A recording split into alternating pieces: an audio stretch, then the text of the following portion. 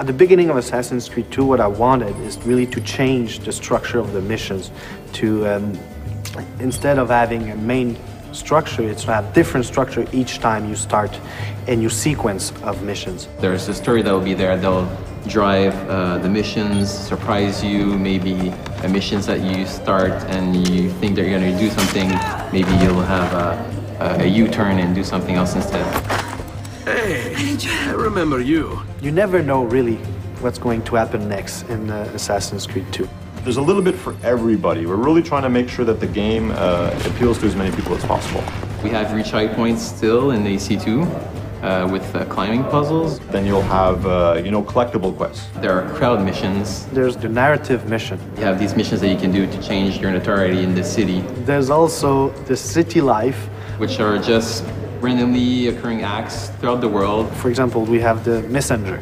A messenger who sees Ezio, sees the player, will run away. So it's up to the player to say, am I chasing him to get the letter he's carrying or not? We have one guy that we call the pickpocketeer.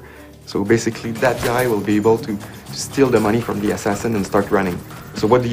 You continue your mission, or you go back to that guy to be able to get the money.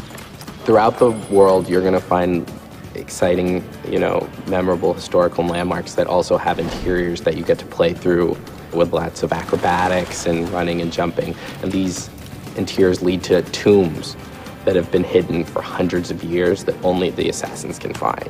You find these caves, you find old rundown castles, you can find a church. And you'll be, doing free running around the church to eventually find a hidden treasure. The player is going to be inside the Duomo, and that interior is one of the biggest interiors in Italy. And jumping and climbing through all of it is really going to give you a sense of the awesomeness of this building and your incredible freedom. For sure, these moments will be like a wow moment. It's like having an extra game or extra games inside the game that you bought. So each missions are different, a lot more variety. So it's not about doing investigation and assassination 9 times. It's really more like each time a mission can lead to a beat-up mission, can lead to a chase, an escape, can lead to an assassination. It's quite overwhelming, the amount of stuff there is. Well, having more missions requires us ultimately to have more cutscenes and more cinematics, but I think we're adding a lot of value to these to the player. Like a couple of examples of this is you could still control the camera like you did in AC1. People like that feature a lot.